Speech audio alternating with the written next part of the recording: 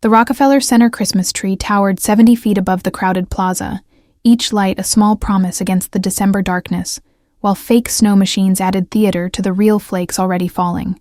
Scarlet Hollis stood in line clutching a crumpled dollar bill, her coat 3 sizes too large with duct tape holding the left sleeve together, breath forming small clouds in air cold enough to burn lungs. Around her, families in matching scarves laughed and sipped hot chocolate from paper cups that cost more than her mother's weekly grocery budget.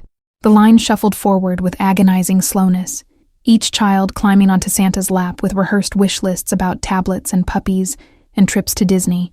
Scarlet's fingers had gone numb an hour ago, but she refused to leave, refused to waste the subway fare it took to get here.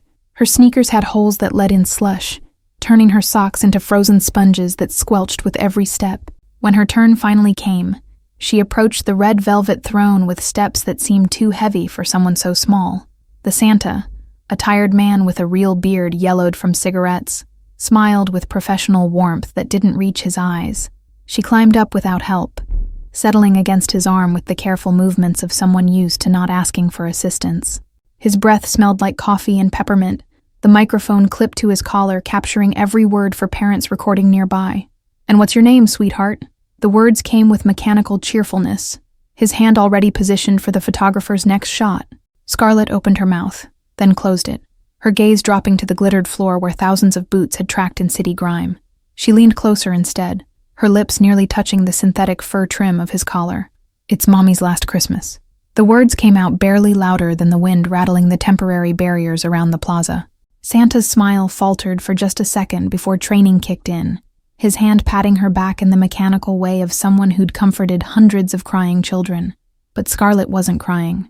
Her eyes stayed dry as January pavement, her voice steady with the certainty only truth provides.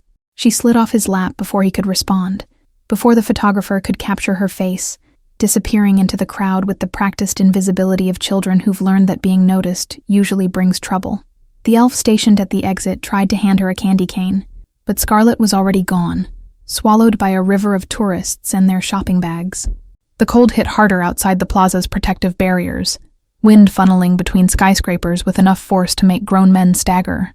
Scarlet pulled her coat tighter, the duct tape crackling with the movement, and started the long walk toward the subway station on 47th Street. She'd saved enough for one ride home. Coming here had used the last of the coins she'd collected from between couch cushions and sidewalk cracks. Halfway across the intersection, her vision began to tunnel, edges going dark, like someone was slowly closing curtains. She'd skipped breakfast and lunch, saving the cereal for her mother who could barely keep down water anymore. The pavement tilted, became liquid, rushed up to meet her with the inevitability of gravity. Scarlet's knees hit first, then her palms, the impact sending jolts through bones that felt too light, too brittle. Someone screamed, high and piercing, but the sound seemed to come from underwater, distorted and distant. Her cheek pressed against concrete, still warm from the afternoon sun. The last thing she registered before darkness took her completely. Brennan Sheffield stood 20 feet away, his black overcoat catching snowflakes that melted instantly against the wool. He'd been leaving a meeting at the Rockefeller offices, his mind on spreadsheets and territory disputes, when the child's whisper to Santa had cut through the plaza noise with surgical precision. His men flanked him at a respectful distance, their eyes constantly scanning the crowd for threats that never materialized, because everyone could sense what he was. The scar running from his left temple to his jaw caught the Christmas lights, turning the ridged tissue into something that belonged more to battlefields than holiday celebrations. People moved out of his path without conscious thought, some primal instinct recognizing predator even wrapped in expensive tailoring.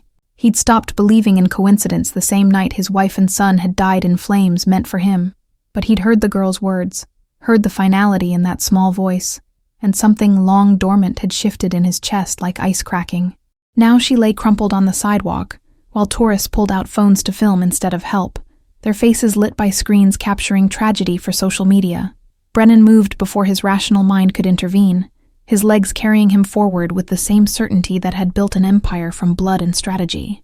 He reached her in 5 strides, dropping to one knee beside her small form with a grace that belied his size.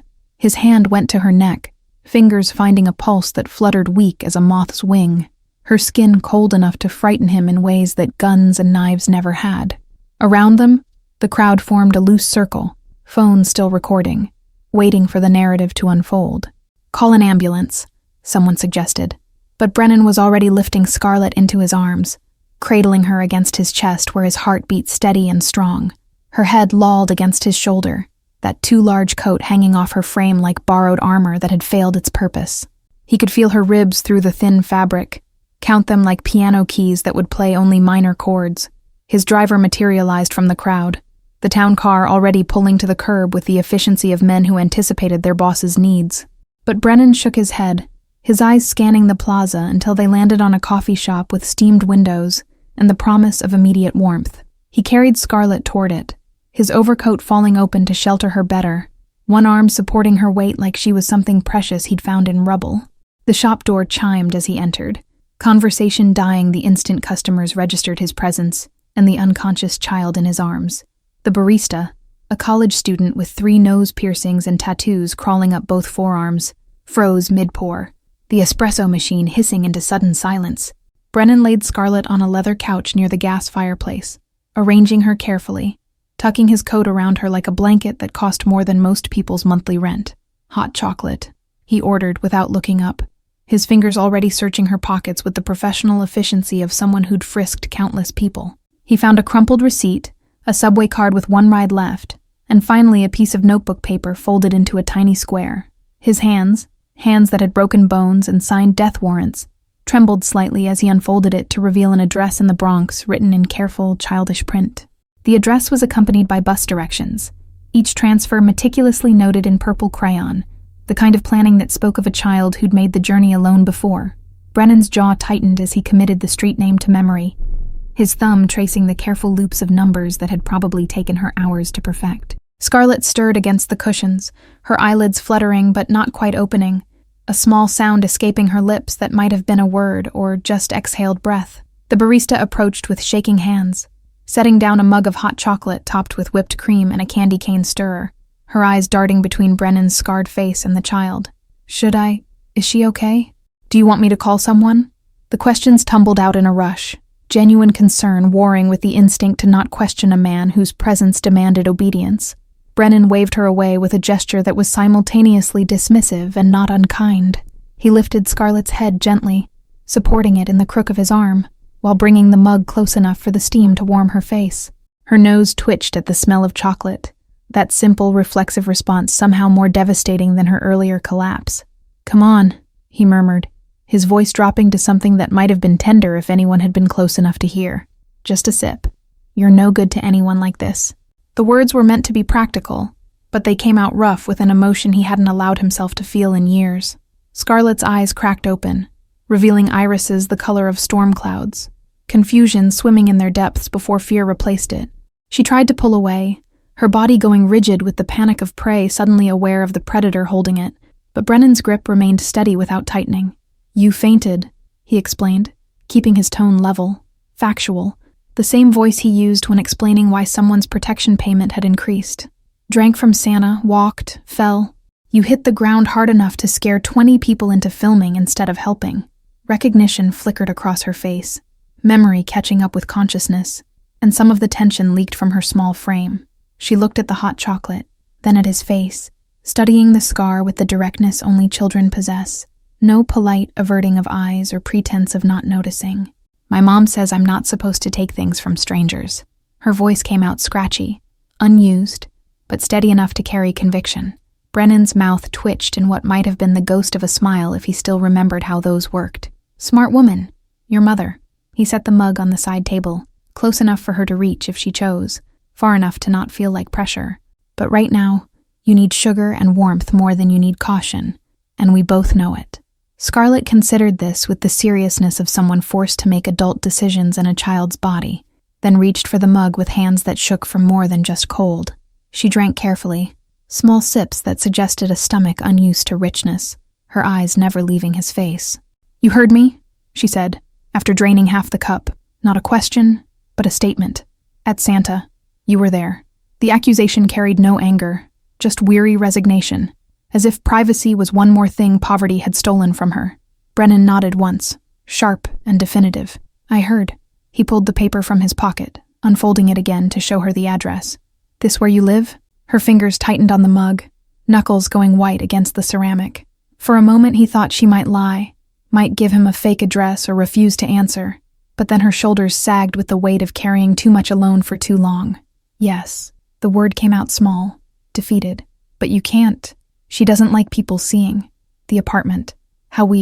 She trailed off, her gaze dropping to the hot chocolate surface where the whipped cream had melted into a swirl. How you live. Brennan finished the sentence with the bluntness he'd learned never to apologize for. How sick she is. How you're managing alone because there's no one else. Each statement landed like a diagnosis, clinical and irrefutable. Scarlet's chin trembled, but her eyes stayed dry. That same terrible control she'd shown with Santa, as if tears were a luxury she couldn't afford. She's dying, she whispered, the words barely audible over the coffee shop's background music playing sanitized holiday jazz. I know. Brennan stood, his full height suddenly imposing in the small space, and extended his hand toward her. Get your coat. We're going to see her now before you waste what's left of that subway card walking in wet shoes. She stared at his outstretched palm like it was a trap that might spring shut. Every instinct she developed on dangerous streets screaming warnings her desperation couldn't quite heed.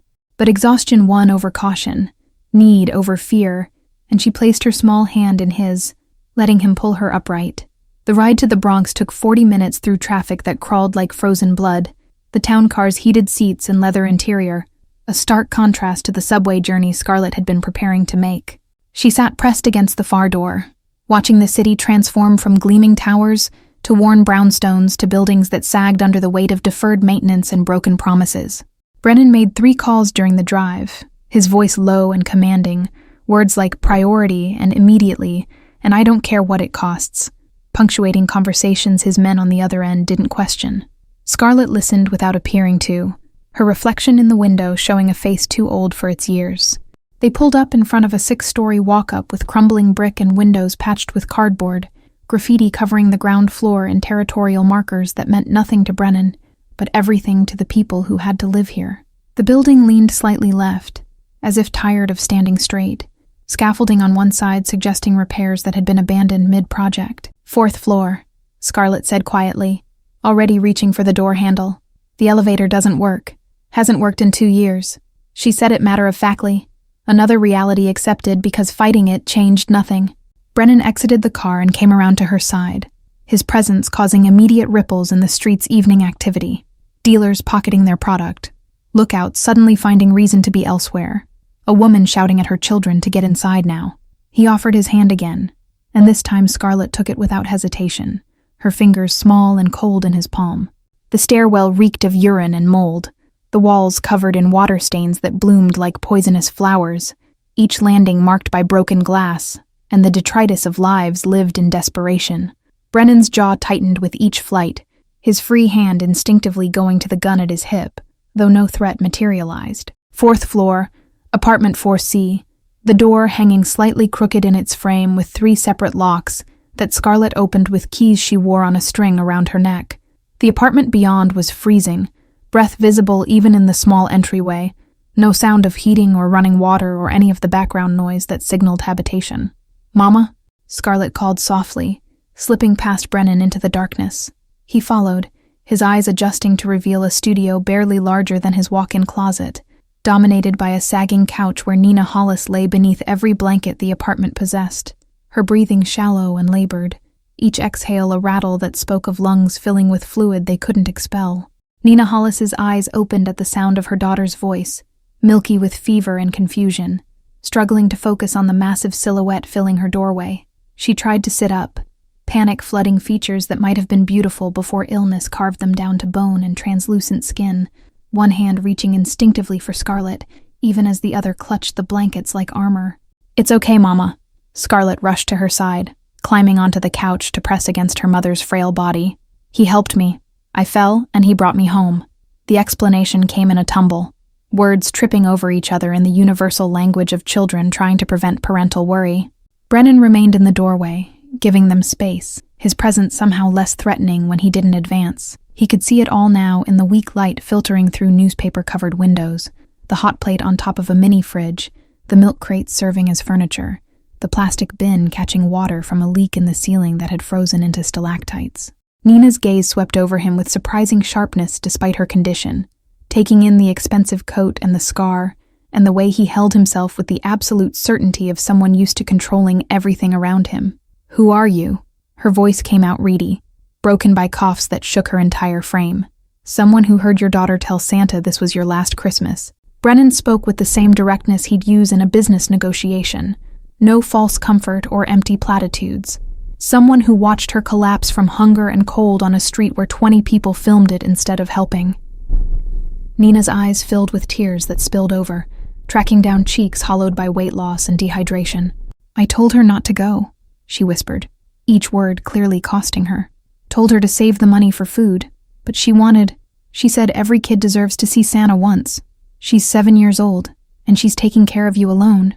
Brennan stepped fully into the apartment, closing the door behind him to preserve what little warmth their body heat generated. "How long since you've seen a doctor? Since anyone came to check on you?" The questions landed like indictments, which was exactly how he meant them. Nina looked away, shame coloring what little complexion she had left, her hand tangling in Scarlet's hair with desperate tenderness. 3 months. The admission came barely audible. "The clinic said I needed specialist care, gave me referrals I couldn't afford, prescriptions I couldn't fill. The social worker stopped coming after I missed 2 appointments because I couldn't get down the stairs." Brennan pulled out his phone, scrolling through contacts with practiced efficiency. Nina watched him with the wariness of someone who'd learned that help always came with strings attached, that kindness was just a down payment on future demands. "What do you want?" she asked finally, gathering what remained of her strength to meet his eyes directly. "Men like you don't help people like us without wanting something back. So tell me now, before my daughter gets her hopes up." The accusation carried no heat, just bone-deep exhaustion, and the bitter wisdom of someone who'd been disappointed too many times to believe in miracles. Scarlet stiffened against her mother's side, her small body going rigid with understanding beyond her years. Brennan paused mid-dial, considering the question with the seriousness it deserved. "I want you alive," he said finally, with a simplicity that made it somehow more profound. "I want your daughter to have more than one memory of Christmas that doesn't taste like grief. That enough of an agenda for you?" Nina studied him for a long moment, searching for the lie, the hidden price tag, the inevitable betrayal. But whatever she saw in his scarred face must have passed some internal test, because she nodded slowly, settling back against the couch with visible relief. "Okay." The word came out like a surrender, or maybe permission. "Okay, but she stays with me. Whatever happens, wherever you're taking us, Scarlet doesn't leave my sight." The fierce protectiveness in her tone was the strongest thing about her, a mother's last line of defense. Wouldn't have it any other way. Brennan resumed dialing, bringing the phone to his ear. "Raphael? I need a medical team at..."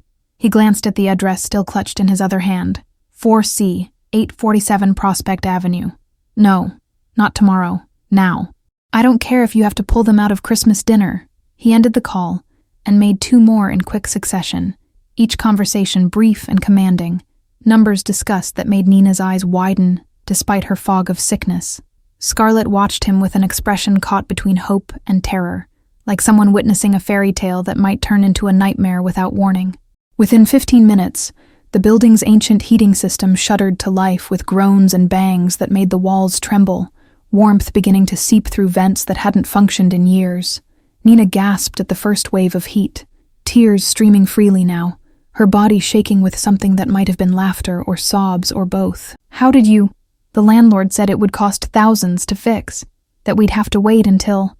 She couldn't finish, overwhelmed by the simple miracle of warmth after months of slow freezing. Scarlet buried her face in her mother's neck, her small shoulders heaving. Brennan shrugged, pocketing his phone. "Your landlord will discover he's suddenly very motivated to maintain his properties to code, along with paying back every cent of rent he collected while letting people live in these conditions." His tone suggested the landlord's motivation would be delivered in a language universally understood by men who valued their kneecaps. The sound of footsteps on the stairs announced the arrival of the medical team, 2 doctors and a nurse carrying equipment that transformed the tiny apartment into a makeshift examination room. They moved with the efficiency of people who knew better than to question why they were making a house call at 8 p.m. on a December night, setting up monitors and oxygen tanks with practiced precision. "Mrs. Hollis, I'm Dr. Patterson." A woman in her 50s with kind eyes and no-nonsense hands approached the couch. "We're going to get you stabilized here, then transport you to Mount Sinai for proper treatment. Your daughter can ride with you in the ambulance." Nina gripped Scarlet tighter, suspicion warring with desperate hope across features that had forgotten what either felt like. "I can't afford Mount Sinai. I can't afford any of this. The bills we'll lose the apartment, lose everything. Already handled." Brennan spoke from his position by the window, where he'd moved to give the medical team space. "You focus on breathing. Let me worry about the rest." The dismissiveness in his tone made it clear the subject wasn't open for negotiation.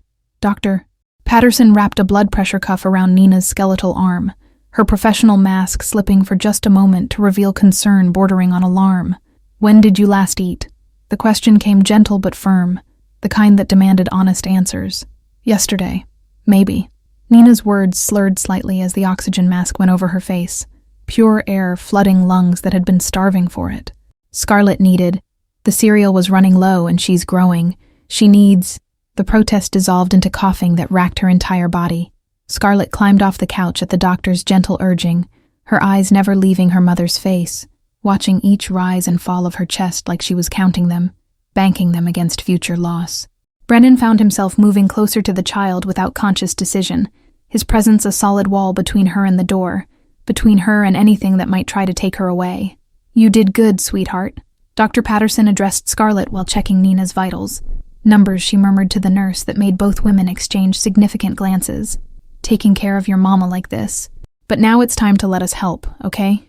The ambulance ride took 20 minutes through streets transformed by snow into something almost beautiful, the city's sharp edges softened by white that would turn to gray slush by morning. Scarlet sat pressed against her mother's gurney, one small hand wrapped around Nina's fingers, while the other clutched the stuffed rabbit that had appeared from somewhere in the apartment's depths, worn bare in patches, one ear hanging by threads. Brennan followed in his town car, making calls that rearranged hospital hierarchies and bumped Nina Hollis to the front of every waiting list that existed. His driver knew better than to interrupt the steady stream of orders being issued in tones that brooked no argument or delay. Mount Sinai's emergency entrance blazed with fluorescent brightness, nurses converging the moment the ambulance doors opened, a choreographed dance of triage and efficiency. Nina was wheeled into a private room that materialized with suspicious speed, the kind of accommodation usually reserved for donors and politicians, walls painted soothing blue instead of institutional beige. Scarlet refused to leave, even when nurses suggested she might be more comfortable in the waiting area with juice and cookies. She planted herself in the chair beside her mother's bed, with the immovability of mountains, her jaw set in a line that reminded Brennan unsettlingly of his own stubbornness. "Let her stay." He appeared in the doorway, his bulk filling the frame, and the suggestion became policy without further discussion. A second chair materialized for him, positioned where he could see both the door and the monitors displaying Nina's struggling vitals in numbers that told their own grim story. The hours bled together, marked by shift changes and medication adjustments, and the soft beep of machines counting heartbeats like a clock running down.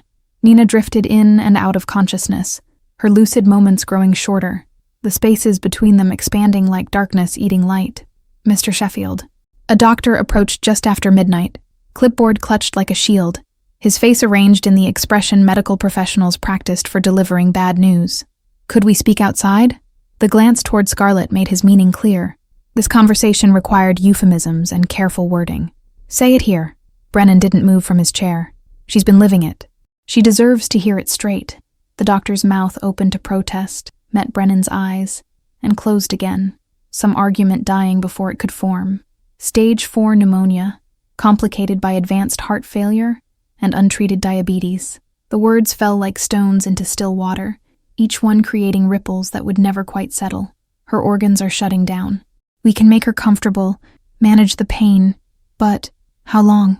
Nina's voice interrupted from the bed, surprisingly clear despite the oxygen mask, her eyes open and focused with the terrible clarity that sometimes came at the end. "Don't dance around it, doctor. How long do I have with my daughter?" The doctor's professional composure cracked slightly, revealing the human underneath who hated this part of his job, with a passion that never dulled. "Days. Maybe a week if we're lucky. I'm sorry, Mrs. Hollis. If you'd come in sooner, if we'd caught it earlier." "I know." Nina cut him off with a gesture that said she'd already walked this road of what-ifs and recriminations in her own mind countless times. "Thank you for being honest." The dismissal was clear, and the doctor retreated gratefully. leaving the three of them in silence, broken only by the machine's steady rhythm. Scarlet's face had gone blank, all emotion draining out like water from a broken cup, leaving behind something that looked like her but felt hollow. She stared at her mother with eyes that had seen this coming, but somehow still weren't prepared, that had known and hoped and feared simultaneously. "Baby, come here." Nina patted the bed beside her with what little strength remained, and Scarlet climbed up carefully, mindful of tubes and wires, curling against her mother's side like she had when she was smaller, when the world was less sharp and the future held more than grief. Brennan stood, intending to give them privacy, but Nina's hand shot out with surprising speed to catch his wrist. Her grip was weak but insistent, her eyes boring into his with an intensity that demanded he stay, that demanded he witness. "I need to ask you something." Nina's words came between labored breaths, each one clearly costing her. "And I need you to promise me, on whatever you hold sacred, that you'll tell me the truth." The formal phrasing suggested she'd been rehearsing this, planning for a moment she'd known would come. "I promise." Brennan settled back into his chair, leaning forward so she wouldn't have to strain to see him. The scar on his face caught the room's dim lighting, a roadmap of violence that somehow made his attention feel safer rather than threatening. "When I'm gone." Nina's voice cracked, but she pushed through. "What happens to her? The social workers, they'll come for her. Put her in the system where I can't protect her anymore. Foster homes that might be good or might be—" She couldn't finish. The possibilities too terrible to voice. The question hung in the air like smoke, heavy and suffocating. Scarlet had gone completely still against her mother's side, barely breathing, every muscle tensed against the answer that would determine her entire future. "She stays with me." The words left Brennan's mouth before his brain could fully process them, instinct overriding the thousand logical reasons this was impossible. "I'll make it legal, make it permanent. She'll want for nothing, be safe from everything. This I swear to you." Nina searched his face for the lie, the crack in the promise, the inevitable betrayal that had to be lurking somewhere beneath the certainty. But whatever she saw in his scarred features and steady gaze must have satisfied something deep inside, because she nodded slowly, tears spilling from the corners of her eyes. "Okay."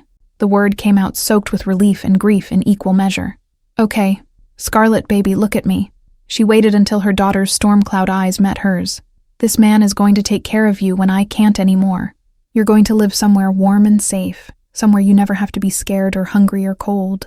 2 days before Christmas, Nina's breathing changed, becoming shallower, more labored, each inhale a battle she was slowly losing. The hospice nurse who'd joined their vigil adjusted morphine drips and spoke in hushed tones about comfort care and saying goodbyes, words that Scarlet had learned to hate with a ferocity that surprised even her. Brennan had left the hospital only twice, once to retrieve clothes, and once to handle what he called business, with a tone that suggested someone had made a terminal error in judgment. He returned each time with coffee he didn't drink, and food he barely touched, maintaining his post in the chair that had molded itself to his shape over 48 sleepless hours. The room had transformed into something almost homelike, through sheer force of will and unlimited resources, warm blankets that didn't scratch, pillows that actually supported, a sound machine playing ocean waves to mask the hospital's constant background noise. Scarlet had claimed the narrow couch by the window, refusing the comfortable hotel suite Brennan had offered, needing to be close enough to hear her mother's breathing even in sleep. "Tell me about Christmas when you were little." Scarlet's voice broke the 3 a.m. silence, her small form silhouetted against the window where snow fell in thick curtains. "Before everything got hard." "What was it like?" Nina smiled, the expression ghostly but genuine, her mind traveling back to better times that felt like someone else's memories. "My grandmother made pierogi from scratch, dozens of them, and the whole house smelled like butter and onions and potato. We'd hang ornaments made from salt dough, each one with our thumbprints pressed into the clay." Her voice grew stronger with the remembering, as if the past gave her something the present couldn't. "There was this ugly ceramic angel she'd had since the 50s, chipped and faded, but it had to go on top of the tree every year. She said it had survived the journey from Poland in her suitcase, that it carried all our family's luck." "What happened to it?" Scarlet had climbed onto the bed without anyone noticing, curled into her mother's side with the practiced ease of someone who'd spent countless nights this way. "The angel, where is it now?" "In the apartment." Nina's hand found her daughter's hair, fingers combing through tangled strands with automatic tenderness. "Wrapped in newspaper in the box under the couch. I was saving it for when you were older." for when you had your own tree to put it on. Brennan made a call, quiet and brief, speaking in code that nonetheless conveyed crystal-clear instructions.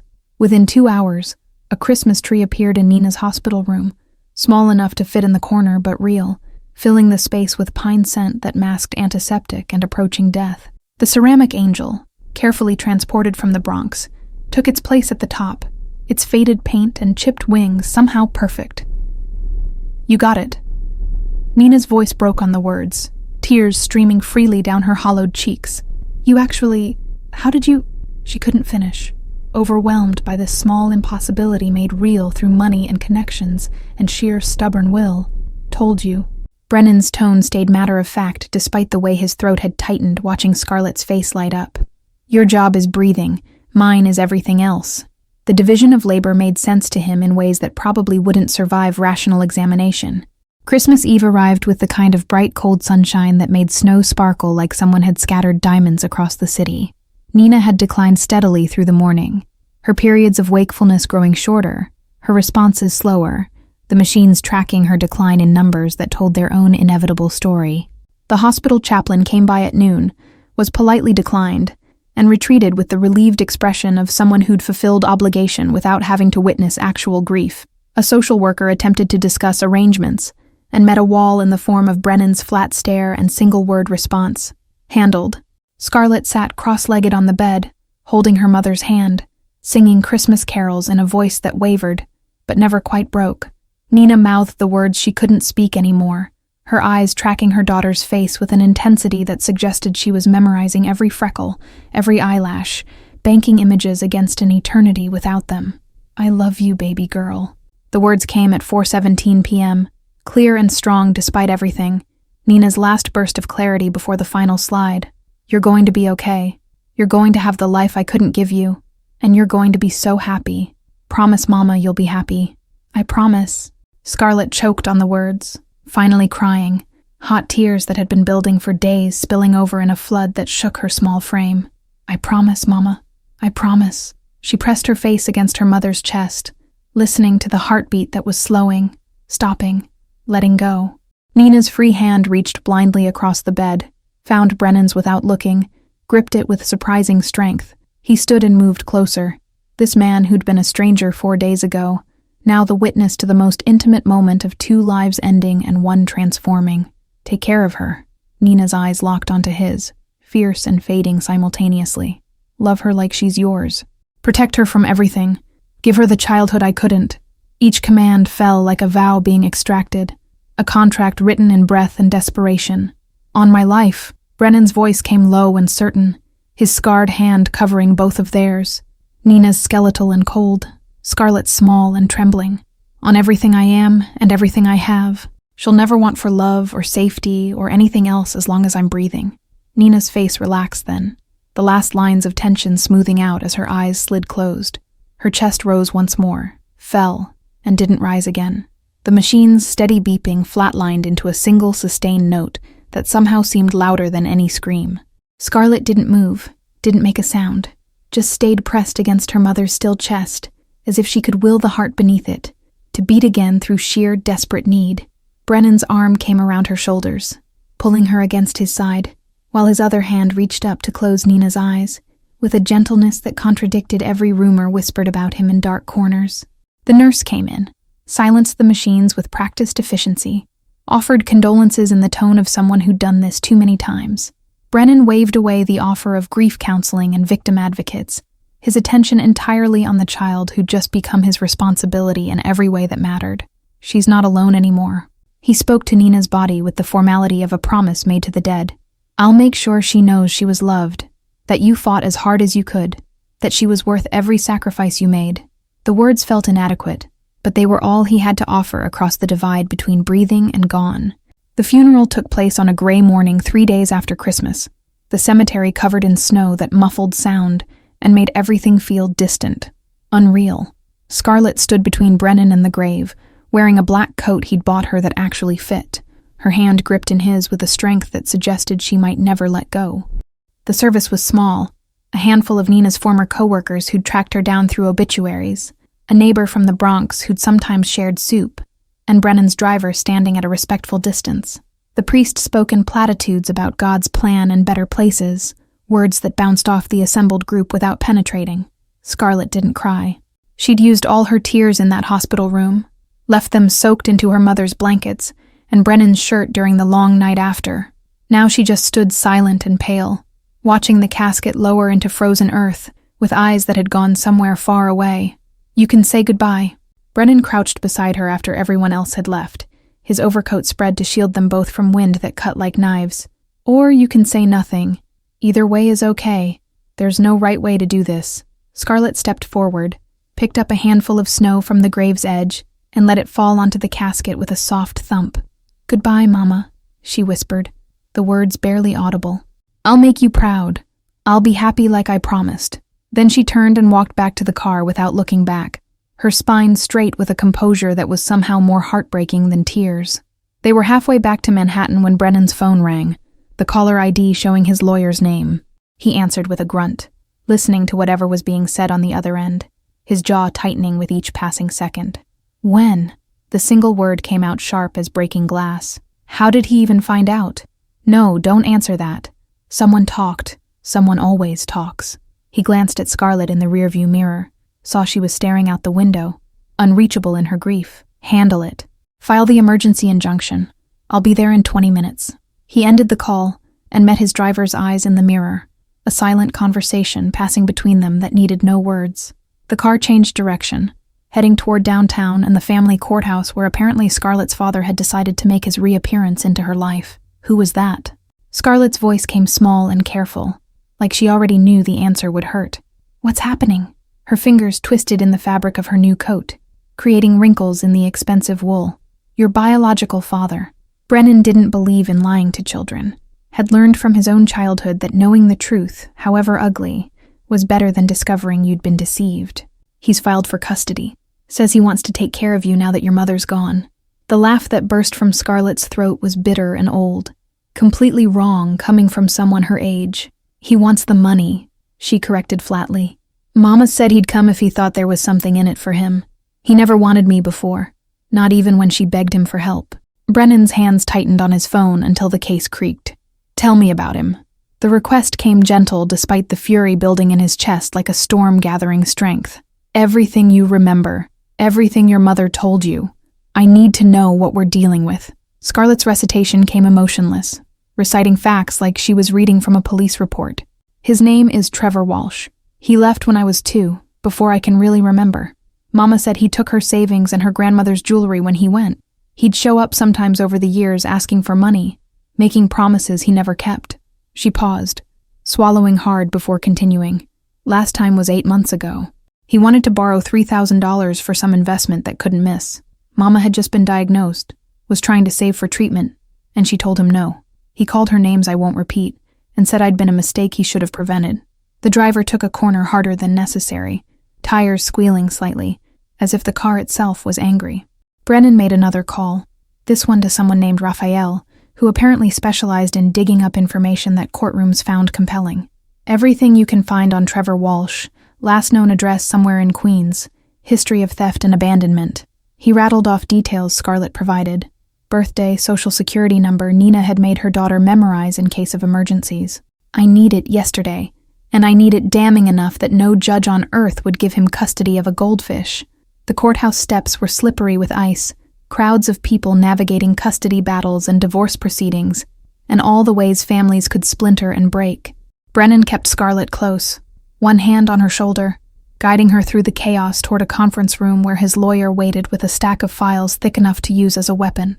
Trevor Walsh was already there, sitting across the table in a cheap suit that didn't quite fit, hair slicked back with too much gel. He looked up when they entered, his eyes sliding past Brennan to land on Scarlet with calculation so naked it was obscene.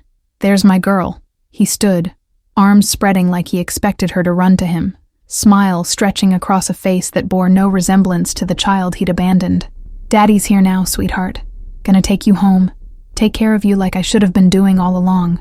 Scarlet pressed harder against Brennan's side, her face draining of color, hands balling into fists in her coat pockets. "You're not my father," she said clearly, her voice steady despite the trembling that ran through her small frame. You're just the man who left. There's a difference." Trevor's smile faltered, irritation flashing across his features, before he caught himself and forced the expression back into place. "Now, Scarlet, I know you're upset about your mama, but we're family. Blood. That means something. Even if some rich stranger's been filling your head with—" "Sit down, Mr. Walsh." Brennan's voice cut through the room like a knife. Quiet, but carrying enough menace to make Trevor obey before his brain caught up with his body. "Before you embarrass yourself further by pretending this is about anything other than money." The door opened to admit Judge Patricia Hawthorne, a woman in her 60s with steel-gray hair and eyes that had seen every manipulation family court could offer. She took her seat at the head of the table, opened the file before her, and surveyed the assembled group with the expression of someone already exhausted by what she was about to hear. "Mr. Walsh, you're petitioning for emergency custody of your biological daughter based on your parental rights." She read from the documents without inflection. "Despite having no contact with the child for the past 3 years and sporadic involvement before that. Would you like to explain your reasoning?" Trevor leaned forward, arranging his features into something he probably thought looked sincere. "Your Honor, I admit I made mistakes. I was young, stupid, not ready to be a father. But I've changed, got my life together, and when I heard about Nina's passing—" He paused, manufactured a catch in his voice that wouldn't have fooled a first-year drama student. "I knew I had to step up, do right by my daughter." "Interesting." Judge Hawthorne's tone suggested she found it anything but, because according to the documentation here, you've been served with 6 separate restraining orders over the past decade, have outstanding warrants in 2 states for check fraud, and owe over $40,000 in back child support you've never paid. The color drained from Trevor's face as she continued reading, each revelation landing like a physical blow. His lawyer, a public defender who looked like he'd rather be anywhere else, started shuffling papers with increasing desperation. "There's also testimony from neighbors documenting threats you made against Ms. Hollis when she refused to loan you money for gambling debts." The judge's eyes lifted to pin Trevor in place. "Multiple witnesses describing incidents where you showed up intoxicated, damaged property, and had to be removed by police." Brennan's lawyer slid a manila folder across the table, its contents spilling out in a cascade of evidence that had been compiled with the ruthless efficiency money could buy. Bank statements showing Trevor's attempts to access Nina's meager savings, text messages with explicit threats, photographs of him leaving a casino 3 hours before his daughter's mother was buried. The police report from your most recent arrest is particularly enlightening. Judge Hawthorne pulled out a document near the bottom of the stack. "Attempting to sell prescription medications you'd obtained fraudulently. That was 2 weeks ago, Mr. Walsh, while your daughter's mother was dying and you couldn't be bothered to visit." Trevor's mouth opened and closed soundlessly, his lawyer placing a restraining hand on his arm that was immediately shaken off. You can't just— I have rights." "She's my blood, my daughter, and some thug with money can't just—" "Mr. Sheffield." The judge turned her attention to Brennan, who'd remained silent throughout the proceedings, his presence alone more commanding than any testimony. "I understand you've been caring for Scarlet since her mother's hospitalization. What exactly is your relationship to this child?" Brennan stood, pulling Scarlet gently to stand beside him, his hand steady on her shoulder. 4 days ago, I was a stranger who overheard this child tell Santa it was her mother's last Christmas. I found her unconscious on a sidewalk, malnourished and hypothermic, because she'd given her last food to a dying woman who had no one else. His voice stayed level, factual, but something underneath it made the room feel smaller, more focused. I stayed with them every day and night until Nina Hollis passed. In her final moments, she asked me to protect her daughter, to give her the life she couldn't. I made that promise, and I intend to keep it.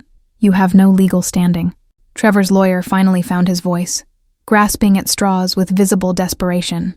"No biological relationship, no prior guardianship arrangement. The law is clear that parental rights supersede—" "The law," Judge Hawthorne interrupted, her tone glacial, "also accounts for abandonment, for demonstrated unfitness, and for the best interests of the child. Which brings me to you, Scarlet." She addressed the girl directly, her expression softening slightly. "I know this is hard, but I need to hear from you. Where do you want to live? Who do you want to take care of you?" Scarlet looked up at Brennan, then across at Trevor, the comparison so stark it needed no explanation. "Him," she said, pointing at Brennan without hesitation. "He was there. He kept his promises. He made Mama warm before she died, and made sure she wasn't scared. That's who I choose." Trevor slammed his palm on the table, the crack echoing through the small room like a gunshot. "You can't let a 7-year-old make this decision. She doesn't understand what's best for her. Doesn't know this man could be anyone, could be dangerous. The only danger in this room is you." Brennan's voice dropped to something barely above a whisper, but Trevor's mouth snapped shut mid-sentence, some survival instinct finally kicking in. "You abandoned your daughter when she was in diapers. You stole from her dying mother. You threatened a woman too sick to defend herself, and now you want to profit from the child you never wanted." Judge Hawthorne held up her hand for silence, her eyes scanning the final pages of the file before her. "Mr. Walsh, I'm denying your petition for custody. Furthermore, I'm terminating your parental rights effective immediately based on documented abandonment, failure to provide support, and demonstrated unfitness." "You can't do that." Trevor lurched to his feet, his chair clattering backward. "I'll appeal. I'll fight this. His lawyer grabbed his arm, whispering urgently, but Trevor shook him off with violence that made Scarlet flinch. "You'll do nothing." The judge's gavel came down with finality. "Because if you come within 500 feet of this child, you'll be arrested for violation of the restraining order I'm also issuing. Are we clear, Mr. Walsh?" Her tone suggested that lack of clarity would result in immediate consequences.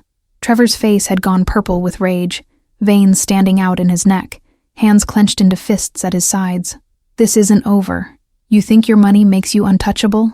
You think you can just steal my kid and—" His rant cut off as 2 bailiffs appeared at his shoulders, their presence a silent but unmistakable suggestion. Brennan didn't even look at him, his attention entirely on the judge who was now signing documents with practiced efficiency.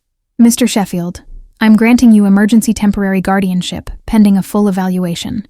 You'll need to complete the standard background checks and home studies, but given the circumstances, I see no reason this won't become permanent."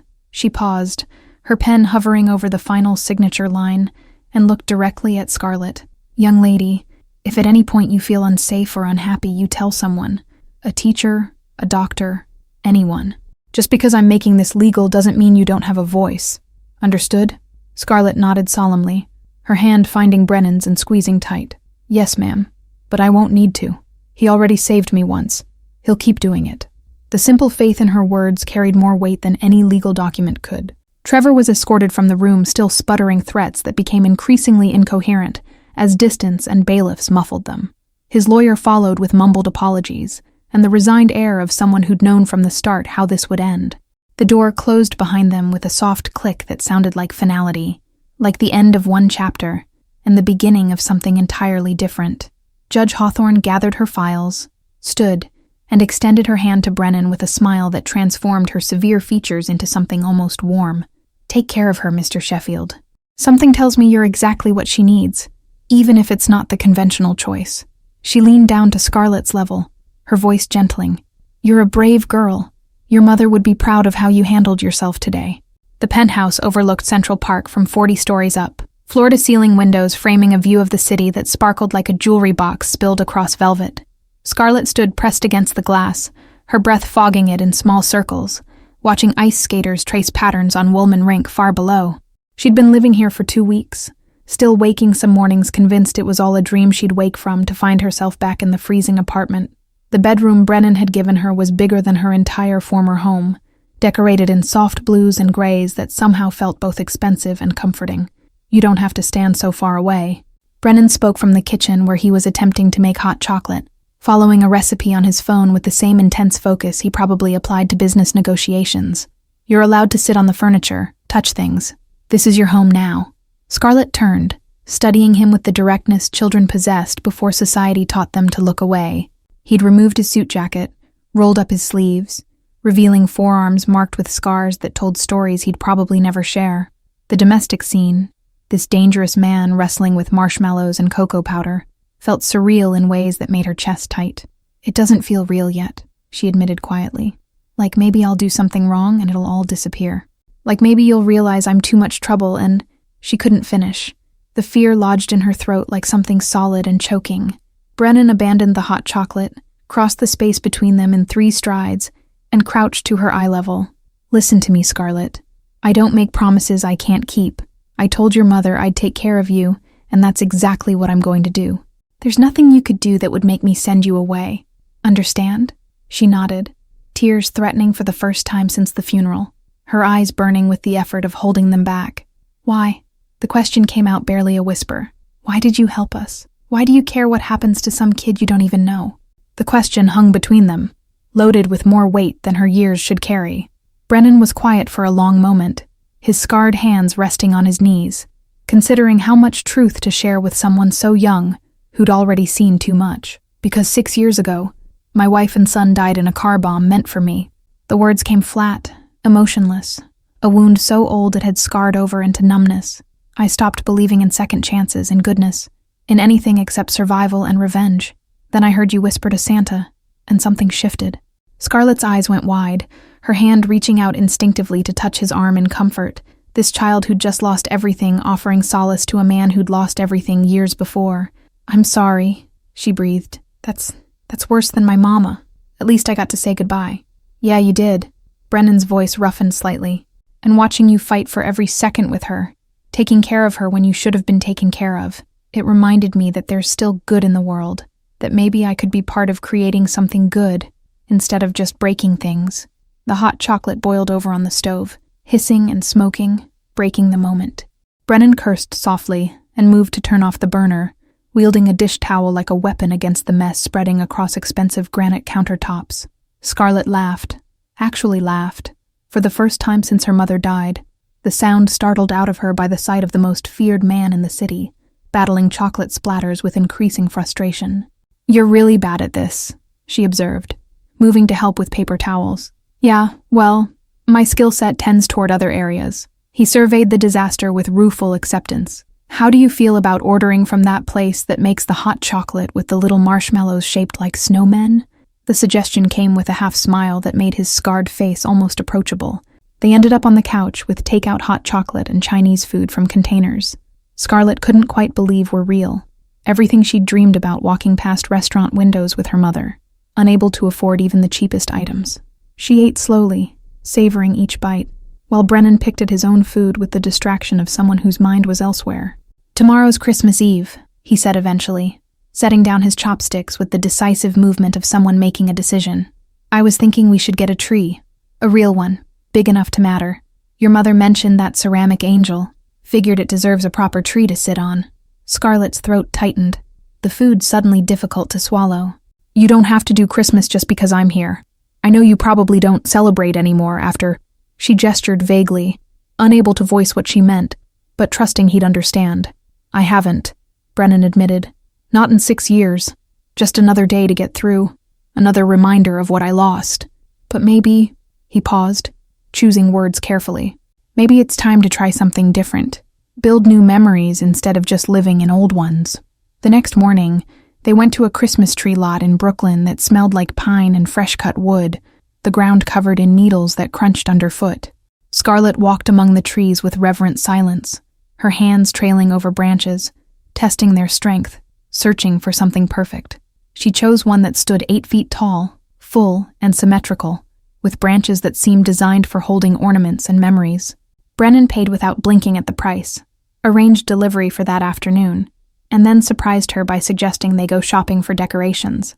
The craft store overwhelmed her with options, aisles of glittering possibilities, ornaments in every color and shape imaginable.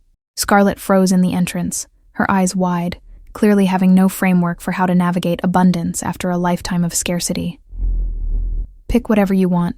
Brennan handed her a shopping cart that was almost as big as she was.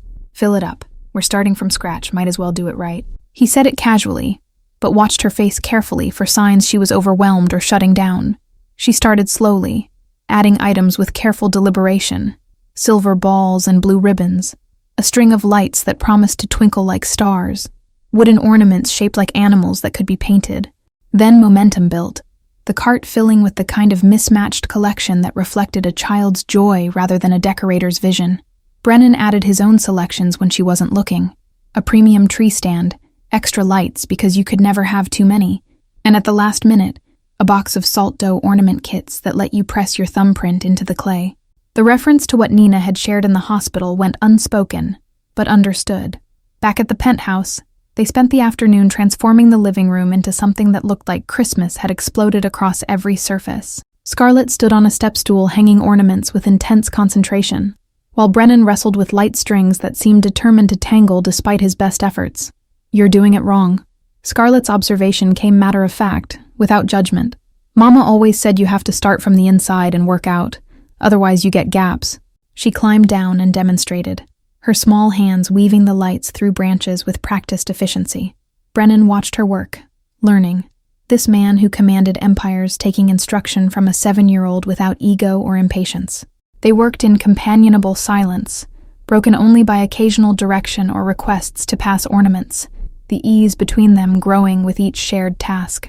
The ceramic angel emerged from its newspaper wrapping like a relic from another life, its faded paint and chipped wings somehow more beautiful for their imperfection.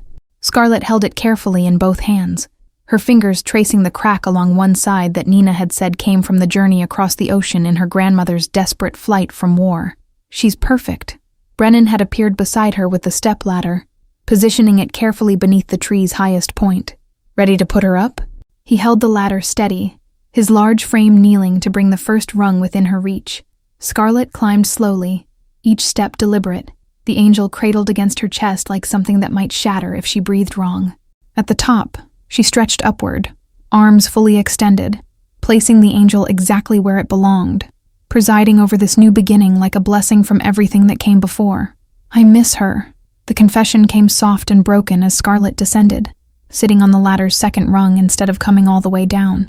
"Every morning I wake up and remember all over again that she's gone, that I'll never hear her voice or feel her hug me or—" Her voice cracked completely, tears finally spilling over. Brennan lifted her down, pulled her against his chest, and let her cry in a way he hadn't when she'd stayed silent and composed through the funeral. These tears felt different, healthier somehow, like poison draining from a wound that had been festering beneath stoic composure. "Missing her means she mattered," he said into her hair, his own voice thick with things he usually kept buried. "Means the love was real. You carry that with you, Scarlet. She's not gone as long as you remember her, as long as you let yourself feel this." His arms tightened, protective. This man learning in real time how to comfort a grieving child. She cried until she was empty, until the tears stopped, not because the grief was gone, but because her body simply had no more to give. When she finally pulled back, wiping her face on her sleeve, Brennan handed her a handkerchief from his pocket, monogrammed, expensive, and completely impractical for actual use. "Better?" he asked, though her red eyes and blotchy face made the answer obvious. She nodded anyway, managed a watery smile that transformed into a yawn so huge it made her jaw crack audibly. "Come on."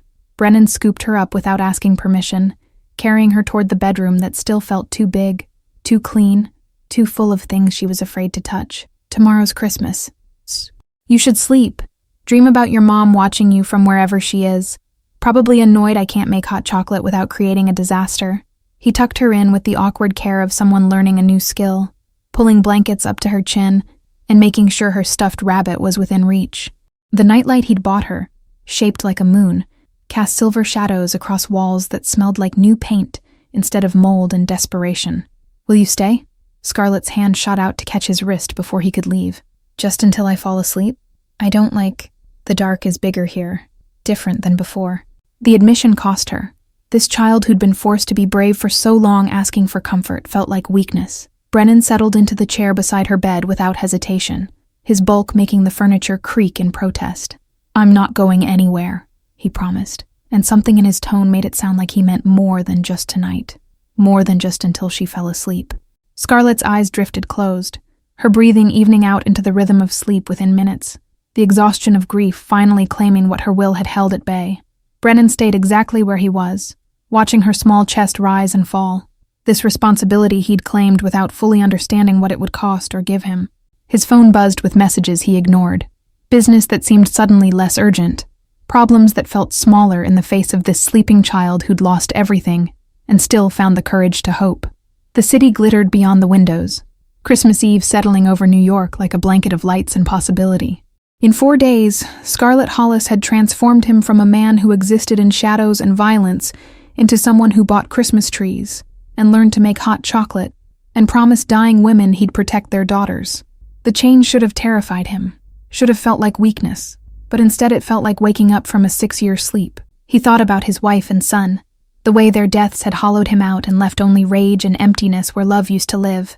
But sitting here watching Scarlet sleep, he felt something shift. Not replacement, but addition. Not forgetting, but making room for new memories alongside old grief.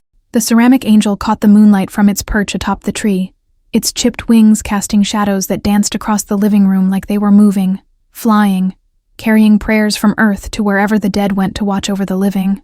Brennan found himself hoping, actually hoping, that Nina could see this, could know her daughter was safe and warm and loved. Christmas morning arrived with snow falling thick and silent, the city muffled under white that made everything look clean and new. Scarlet woke to find presents under the tree, not the mountain of excess that money could buy, but thoughtful selections that showed someone had paid attention to who she was becoming rather than who grief had temporarily made her. Books about brave girls and adventures, art supplies for the drawings she made when she thought no one was watching, a locket that opened to hold 2 pictures, Nina on one side, space left blank on the other for whoever else she chose to claim as family. She opened each gift with reverent slowness, her face cycling through wonder and grief and tentative joy. Brennan watched from the kitchen where he was attempting breakfast with marginally more success than his hot chocolate disaster, scrambling eggs that were only slightly burned, and toast that was merely dark instead of carbonized. The domesticity felt foreign, but not unwelcome. This new language he was learning one awkward gesture at a time. "Thank you." Scarlet appeared beside him, the locket already around her neck, her arms wrapping around his waist in a hug that caught him completely off guard. "For all of it, for staying, for keeping your promise to Mama, for making me feel like maybe I can be okay again someday."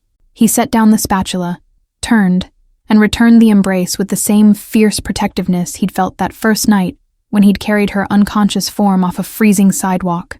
"You're going to be more than okay," he told her with absolute certainty. "You're going to be extraordinary. Your mother made sure of that." They ate breakfast at the window overlooking the park, watching the world wake up to Christmas morning.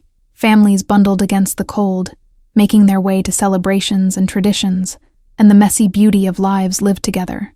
For the first time in 6 years, Brennan didn't feel like an outsider looking in at something he could never have again. "What happens now?" Scarlet asked through a mouthful of slightly burned toast, her practical nature already looking ahead to what came after this moment. "Do I go to school? Do you have to work? How does this," she gestured between them, "actually work in regular life? Now we figure it out together." Brennan poured her more orange juice, the simple act of caretaking feeling both strange and right. "You'll start school in January.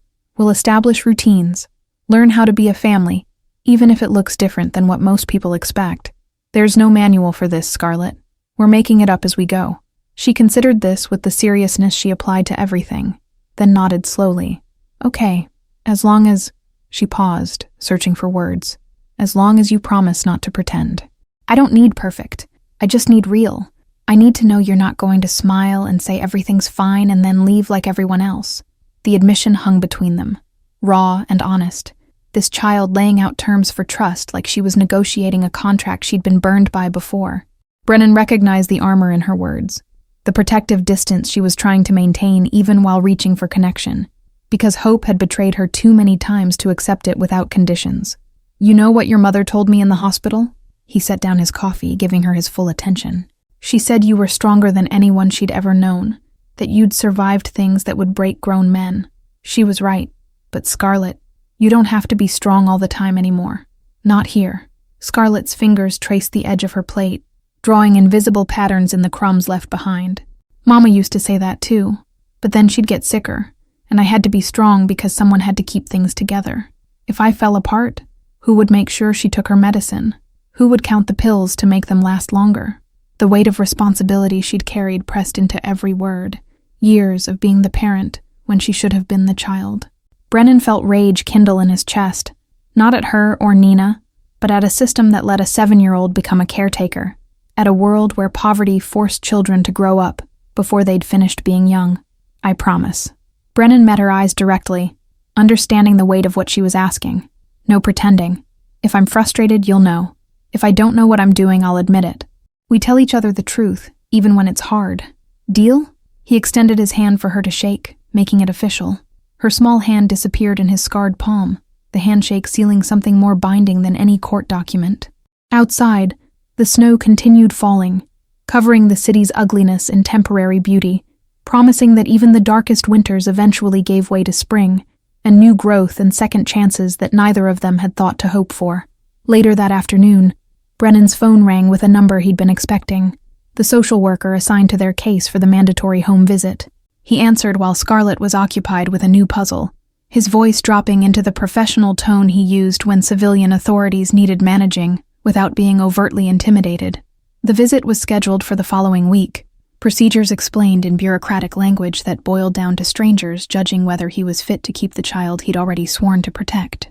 He agreed to everything with patience he didn't feel, understanding that cooperation now meant permanent custody later, that sometimes you had to play by rules you found absurd. Who was that? Scarlet looked up from her puzzle, pieces of a winter landscape scattered across the coffee table, her ability to sense tension in his voice already finely tuned from weeks of learning to read him. You sounded different. Official. Social worker. He didn't believe in hiding the machinery of their new life from her. They have to come check that I'm taking proper care of you, that the apartment's safe, that you're adjusting. Standard procedure when someone gets guardianship. Nothing to worry about. We'll pass with flying colors. The confidence in his voice left no room for doubt. The last Christmas of Nina Hollis had become the first Christmas of a family forged in grief and unexpected grace. A child who'd whispered to Santa, and a man who'd heard her. Two broken people learning that sometimes the family you choose in the midst of darkness shines brighter than any you're born into. And the ceramic angel, survivor of wars and journeys, and now witness to new beginnings, presided over it all with chipped wings that had learned long ago that perfection was never the point. Thank you all for following this story. If it touched your heart, write in the comments from which place you're watching this unfold, and don't forget to like, subscribe, and share this video. Your support means everything and helps me continue bringing these stories to you. Until next time, remember that sometimes the greatest miracles come wrapped in shadows, scars, and the courage to love again.